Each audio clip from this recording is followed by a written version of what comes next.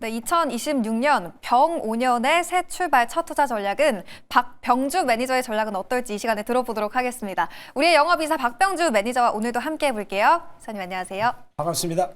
네, 저희 오늘도 이슈 통해서 전반적인 올해의 첫 투자 전략 좀 어떻게 큰 가닥을 잡아볼지부터 세워보도록 하겠습니다. 이 지난해죠 2025년에 외국인 원화채 순매수 규모가 연간 기준으로 사상 최대치에 올라섰습니다. 이 외국인들의 원화채 보유 잔액이 무려 338조 원으로 연말 기준 사상 최대치를 경신했는데요.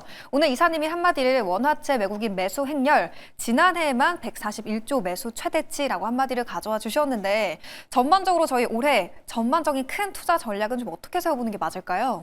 자, 우리가 내용을 여기서 외국인들이 지금 현재 원화채죠. 원화채라는 것은 정부에서 발행한 국채하고 통화 안정 주권을 말합니다. 요 규모 그만큼 요거를 많이 했다는 것은 국내로 이제 외국인들이 어떤 달러가 많이 들어오고 있다는 그런 신호가 되겠죠. 다음 내용을 보도록 하겠습니다. 네. 자, 보시면은 이제 외국인들 같은 경우는 국내에 대해서 채권 시장에 대해서 무려 338조를 매수했는데 사상 최고가 규모가 되겠고요. 특히 이제 원화채라는 거 방금 말씀드렸다시피 국채 금리, 국채를 보고 투자하는 것이고요. 그 다음에 통화안전주권. 통화안전주권이라는 거는 이제 그 한국은행이 국내 시장의 유동성을 쥐었다 뺐다 할 때, 뺐다 넣었다 할 때 하는 발행하는 그 증권을 말하는 거죠. 거기에 대해서 외국인들 같은 경우는 이제 많이 매수했는데 특히 우리나라가 국제 채권 지수에 올해 4월 달에 편입될 예정인데 만약에 편입이 된다면 패시브 자금이죠. 패시브 자금 편입이 되면 의무적으로 들어올 자금이죠. 그게 약 한 73조를 전망을 하고 있습니다. 그렇다면 국내 달러가 국내로 들어온다는 것이 되기 때문에 그 말은 밑에 더불어서 국내 시장이 환율이 우리나라 원화가 강세가 되는 그런 요인이 될 것이다 라고 말씀드리겠습니다. 그동안에 저 같은 경우는 올해 12월 한 18일부터 계속해서 우리나라 원화가 앞으로는 1,300원대로 올 것이다 그랬는데 여기 사진 같은 경우 벌써 이제 사진에 드러나고 있습니다. 외국인들이 올해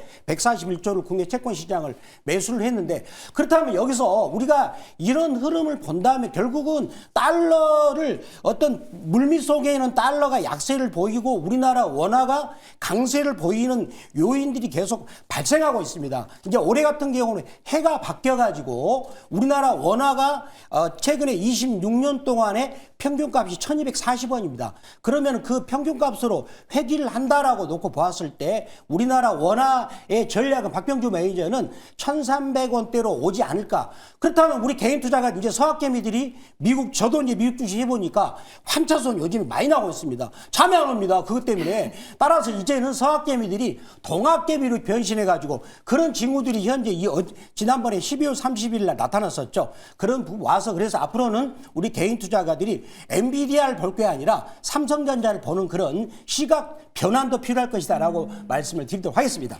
지금 원화가 계속해서 강세의 방향으로 가는 과정이다라고 설명을 해주셨고요. 저희가 조금 전에 회의할 때 원화가 강세를 보이면 코스닥 쪽이 조금 더 강한 면을 보인 점이 있다라고 말씀해 주셨는데 이 부분은 간략하게 좀 어떤 내용일까요? 과거에 이제 우리나라 같은 경우는 대통령 임기가 5년 차입니다. 그런데 대통령 임기가 이제 2년 차가 될 때는 본격적으로 네. 정부의 정책이 나오게 되는 거예요. 대통령 공약을 실천할 때. 그럴 때 과거의 통계를 보면 코스닥 시장은 임기 2년 차 때 굉장히 더군다나 1월, 2월, 3월 달에 굉장히 강합니다. 더군다나 원화가 또 강세까지 보이게 된다면 코스닥 시장이 굉장히 강세를 보이기 때문에 이럴 때는 미국에 있는 중소형주보다 한국의 코스닥이 훨씬 유일하기 때문에 서학개미들은 그런 부분을 매력을 느끼시고 이쪽으로 턴할 필요 있다라고 제가 다시 한번 말씀을 드리도록 하겠습니다. 네, 과거의 사례를 봤을 때 정책적으로도 그리고 환율의 면에서도 코스닥 쪽이 강세를 보일 가능성이 있다라고 좀 러프하게 전망을 주셨고요. 그 안에서 구체적으로 좀 어느 쪽을 봐야 될지 종목 통해서 저희 전략도 세워보도록 하겠습니다. 올해의 첫 번째 이사님의 종목 어디로 준비해 주셨어요? 제가 첫 번째 종목은 현대모비스를 준비하게 됐는데요. 네. 자, 현대모비스 투자 포인트를 보겠습니다. 자, 현대모비스 같은 경우는 그 현대차하고 기아의 자동차 부품을 만드는 회사입니다. 그러다 보니까 약간 어떤 부분이 있었냐면 수익성이 약하다, 매출액에 비해서는. 그리고 이 회사가 현대차 그룹의 약간 중간 지수 지주회사 역할을 했었죠. 그러다 보니까 지배구조 그런 부분과 연관이 있었거든요. 자, 그런 부분을 가지고 볼 필요 있겠는데요. 자, 이 회사의 한번 전체적인 이 재무구조를 보도록 하겠습니다. 요런 부분을 보고, 우리가 이제 요것보다도 요거를 봐야 되겠죠. 이제 요것보다 1년 후를 봐야 되니까, 올해가 2026년이지 않습니까? 그럼 실적은 나중에 1년 후를 보고 가는 게 더 종목을 볼 때 유리한 분석이 되겠죠. 자, 보니까 매출액이 70조가 전망이 되고요. 그 다음에 그 순이익 같은 경우도 지금 거의 5조대가 되고 있는데요. 자, 여기서 한 가지 약점이 뭐가 있냐면 ROE가 좀 부족해요. 떨어지고 있어요.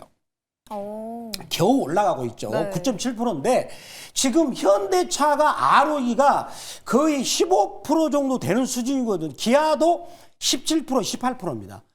이거는 좀 부족하죠. 그래서 그동안에 주가가 정체된 거죠. 자, 수익성이 떨어진 겁니다. 그렇다면 이제 이런 부분을 끌어올리는 그런 필요할 것이고요. 그 다음에 다행스러운 게 PBR은 굉장히 낮습니다. 자기 부가치 대비 즉 순자산가치 대비 낮은 상태가 이런 부분은 긍정되겠는데, 그렇다면 ROE를 끌어올리는 부분이 뭘까? 우리들이 한번 그걸 고민하면서 이 종목의 다음 투자 전략을 보도록 하겠습니다. 네. 다음 면 볼까요? 그렇다면 결국은 ROE를 끌어올리려면 어떤 수익성과 성장성이 올라가면 되겠죠. 자, 그렇다면 여기서 보면 이 회사는 지금 전통적으로 그 현대차 기아의 어떤 제동이나 램프 전동, 특히 전동화죠. SDV라고요. 소프트웨어 디파인 비어클이라고, 이제는 그걸 우리 표현한다면 자율주행차라는 그런 개념이 되겠죠.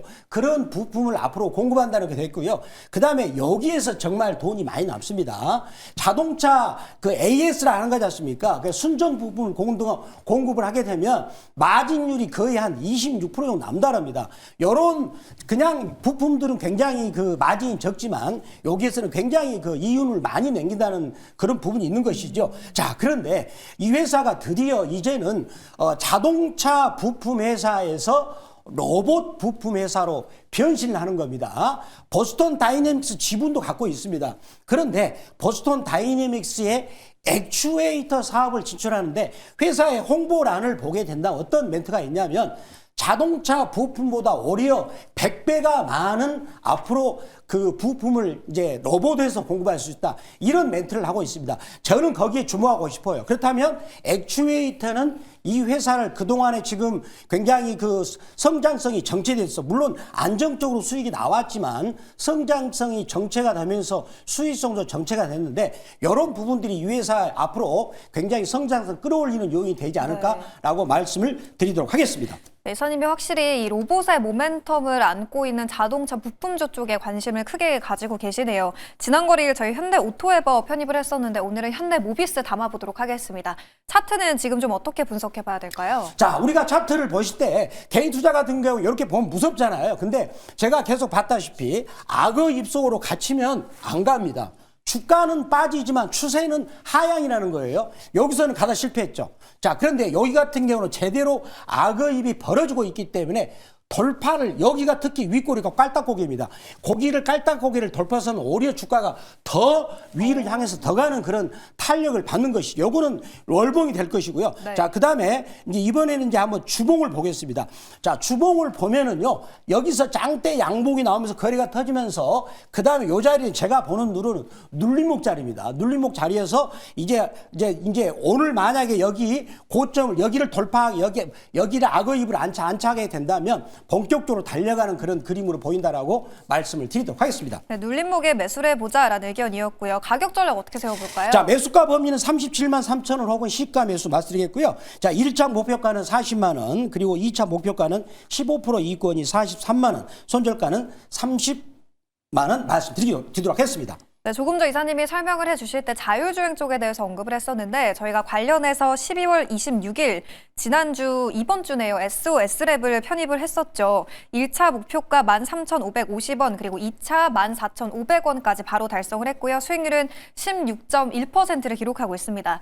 최근에 좀 가파르게 오르다가 지난 거래일에는 3% 정도 하락을 보였는데 자율주행 모멘텀이 사실 최근에 굉장히 많았잖아요. 지금 이 재료들이 소멸이 됐다라고 봐야 되는 건지 궁금한데 전략 어떻게 세워봐야 돼요? 자, SOS롭도 저희가 보시면은요. 자, 주봉에서 계속 밑으로 떨어지면 이거는 추세가 하락이지요. 그런데 여기서 볼리념 상단을 타면서 즉 악어입을 타면서 주가가 가고 있는 상황에서 제가 말씀드렸고요. 자, 일봉 차트를 보면은 역시 악어입을 탔죠. 거래가 터지면서 그 다음에 요 자리에서 저희들이 매수를 했습니다. 그리고 다음날 무려 16.7%나 급등을 했죠. 그러니까 즉 악어입이 벌어질 때 타고 간다는 것은 추세가 올라갈 때 눌림목이란 뜻이에요. 더군다나 이제 요거 금요일이 눌림목이 나왔기 때문에 거래가 줄으면서 눌림목이 나왔기 때문에 오늘 첫해 이제 26년 1월 2일 날 오늘 아침에 양봉이 나온다면 과감히 또 매수할 품이 있다라고 저는 말씀드리면서 추가적인 상승 여력은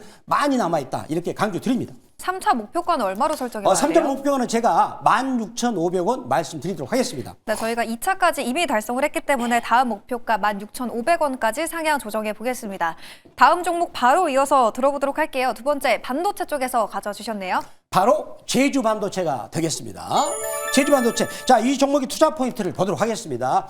자, 이 회사를 가만히 보면은요, 그 증권사들이 커버리지를 않고 있어요. 그런데 이런 증권사들이 커버리지 않고 놓치는 종목을 또 박병규 매니저가 놓치자고 들어가지 않습니까? 네. 자, 이 회사가 보면은 작년까지만 해가지고 매출액이 1,600억대에 있는데 올해 9월 달까지 매출액이 2,105억으로서 벌써 작년보다 매출액이 67%나 증가가 됐고요. 그 다음에 작년 전체적으로 영업이 96억이었는데 올해 9월 달까지, 작년 9월 달이죠. 9월 달까지 219억을 하면서 지금 영업이익도 작년보다 훨씬 2배 이상 많이 증가됐고 순이익도 244억입니다. 자, 그렇다면 이 회사가 도대체 어떻게 해서 갑자기 이렇게 이익이 급격하게 늘어날까요? 그 이유가 궁금하시죠? 그런 부분을 말씀드리겠습니다. 자, 그렇다면 이 회사 하고 있는 것은요, MCP, 요 부분에서 굉장히 돈을 많이 벌고 있어요. 그렇다면 이 회사가 지금 왜 이렇게 돈을 버는 거냐? 자, 우리가 지금 최근에 AI가 들어가면 AI 있지 않습니까? 그러면 클라우드, 우리가 지금 챗GPT나 그 다음에 제미나이에서 그 어떤 그 AI 서비스를 받을 때는 구글이나 아니면 오픈 AI 그 중앙센터에서 서비스를 클라우드식으로 공급하는 형태예요. 네. 근데 그 부분은 약점이 뭐냐면 그 대기업들은 자기 보안이 오픈 AI나 그다음에 제미나이 그쪽에다 구글에다가 자기 모든 보안이 노출될 수 있는 그런 위험이 있어요. 그게 싫으니까 이제는 각 기기별로 그러니까 냉장고나 아니면 우리 스마트폰에도 AI가 들어가 있거든요.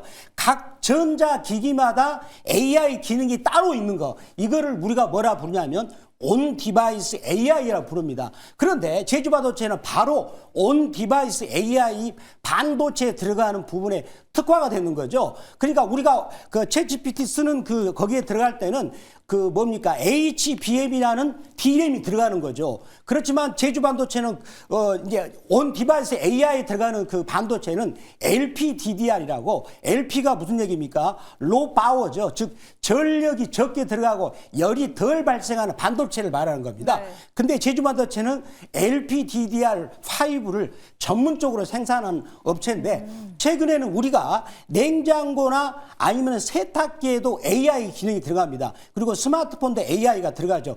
그랬을 때 더군다나 이제 피지컬 AI나 로봇에도 AI 기능이 들어가면서 거기에 들어가는 반도체는 HBM이 아니라 LPDDR5 반도체가 들어가거든요. 네. 그거를 만드는 게 바로 제주 반도체가 되겠습니다. 따라서 그쪽 시장이 급격하게 성장을 하면서 이 회사의 매출액도 증가하고 있다라고 말씀드리면서요. 자, 그렇다면 이제 온 디바이스 AI 시장이 확장되면서 이 회사의 성장성을 돋보인다라고 말씀을 드리도록 하겠습니다. 네, 지난 거래일 17% 급등세가 나왔는데 신고가를 찍었죠. 가격 전략 어떻게 세워봐야 돼요? 자, 이 종목도 한번 제가 그 악어이 보겠습니다. 자, 월봉을 보시면 요게 2년 전에 엄청난 시세가 났습니다. 거의 9배 올라갔어요. 네. 그때 보시면 악의입을 돌파하니까 갔죠. 이번에도 악의입 돌파했고 월봉에서 그래서 악의입을 막 돌파했다라고 말씀드리겠습니다. 가격 전략은요? 자, 매수가 범위는 26,750원 혹은 시가 말씀드리겠고요. 1차 목표가는 7% 이익권이 28,600원, 2차 목표가는 15% 이익권이 38,000원, 손절가는 2만 원 말씀드리도록 하겠습니다. 네, 이사님 전일에 목표가 달성한 기업이 많아요. 어디로 가면 후속 전략 들어볼 수 있을까요? 제가 너무 시간 짧아가지고 여러분들한테 아침 8시 무료 방송에서 특히 이제 올해 연초 같은 경우는 휴머노이드 로봇, 피지컬 AI 등 로봇 관련주의 모멘텀이 굉장히 많습니다. 거기에서 가장 딱 대장주 하나 집어가지고 아침 8시 말씀드리겠고요. 그리고 이제는 달러를 살 때가 아닙니다. 삼성전자를 모아야 할 때는 거예요. 하이닉스랑 그런 부분들 달러가 아니라 우리나라 같은 게 이제 40년 만에 강세장이 왔습니다. 그렇다면 원화가 강세를 보이겠죠. 그런 내 어떤 대발상의 전략을 오늘 아침 8시에 우리 방송에서 말씀드리도록 하겠습니다. 네, 저희는 다음 주에도 이 시간에 탄탄한 전략과 함께 돌아오도록 하겠습니다. 오늘 말씀 고맙습니다. 감사합니다.